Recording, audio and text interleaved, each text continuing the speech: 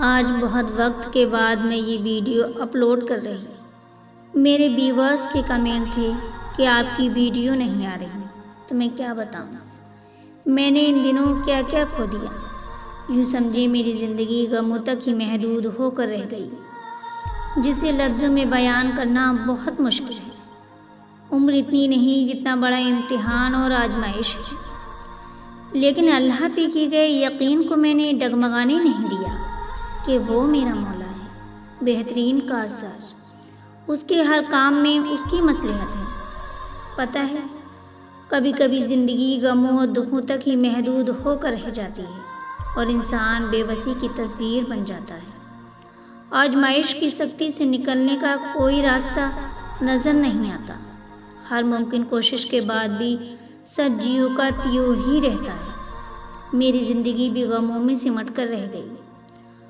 بہت چھوٹی عمر میں میں نے اپنی زندگی میں غموں کے سیلاب دیکھے، بہت پریشانیاں، بہت تکلیفیں۔ کچھ سمجھ نہیں آ رہا کہ آگے کیا ہوگا۔ تجھ پر یقین ہے میرے اللہ کہ تو جو بھی کرے گا میرے لیے بہترین ہی ہوگا۔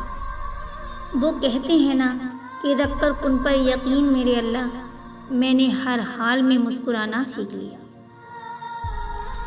اگر یہی مشکلات تمہیں اپنی زندگی سے مایوس کر رہی ہیں تو سنو، جس رب ذوالجلال کے قبضۂ قدرت میں سکون اور راحت کے بے شمار خزانے موجود ہیں، وہی مہربان ہم سے کہہ رہا ہے کہ اس وقت تک وہ ہمیں بری طرح نہیں اچھی طرح رکھے گا، بشرطے ہم اس راہ راست کو اختیار کر لیں، تو وہ ہماری آخرت ہی نہیں دنیاوی زندگی بھی اچھی گزر پائے گا، جن کے معاملات درست ہوں گے۔ میں جانتی ہوں کہ تمہارے دل میں یقیناً یہ سوال آتا ہوگا کہ آخر یہ آزمائش ہر ممکن تدبیر کے بعد بھی ختم کیوں نہیں ہوتی؟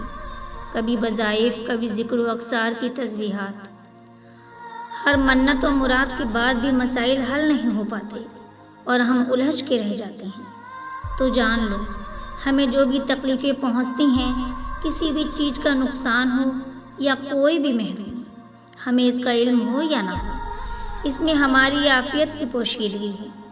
وہ ہمیں خود یاد دہانی کرواتا ہے کہ ہماری قسمتوں کو اس نے ہی کنٹرول کرنا ہے، اور وہ خوب جانتا ہے کہ کس وقت کہاں کتنی بارش برسانی ہے اور کون سی زمین کو کب تک محروم رکھنا ہے۔ جس طرح ایک بنجر پڑی زمین کو دیکھ کر تم یہ گمان نہیں کر سکتی یہ بھی کبھی لہلہاتی کسار بن جائے گی، مگر خوب دیکھو کہ اللہ کی طرف سے بھیجی گئی برسات کا صرف ایک ہی ریلا اس کا رنگ بدل دیتا ہے۔ یہاں تک کہ ایک اچانک کا حادثہ تمہاری پوری تقدیر بدل سکتا ہے اور تمہیں بلند مقام پر فائز کر سکتا ہے۔ اور اگر اس کی طرف سے کوئی آفت ٹوٹ پڑی تو سوائے اس کے کوئی تدبیر اسے دفاع نہیں کر سکتی، اور جو صبر کر لیتا ہے تو وہ اس کے بدلے اتنے دگنے اجر کا مستحق ہو جاتا ہے۔ اگر وہ جان لے تو کسی آزمائش پہ گھبرانا۔ اکثر دیکھا ہوگا کہ محض جھوٹی توقعات پر بھی دل کتنا مسرور سا ہونے لگتا ہے، ہمت بلند ہونے لگتی ہے کہ کاش ایسا ہو جائے تو کتنا اچھا ہو۔ تو سوچو، جہاں یقین ہوگا اللہ سے کہ وہ میرا مولا ہے، بہترین کارساز، تو وہاں قلب کتنی مسرتوں سے بھر جائے گا، کیونکہ قرآن تو خود کہتا ہے کہ اللہ تعالیٰ سے سچا کون ہو سکتا ہے۔ اس کا وعدہ تو بالکل یقینی ہے، جس میں ذرہ برابر شبہ نہیں۔ تو جتنا یقین بڑھاتے چلے جاؤ گے اور توکل کو قائم رکھو گے، اتنی ہمت بلند ہوتی چلی جائے گی۔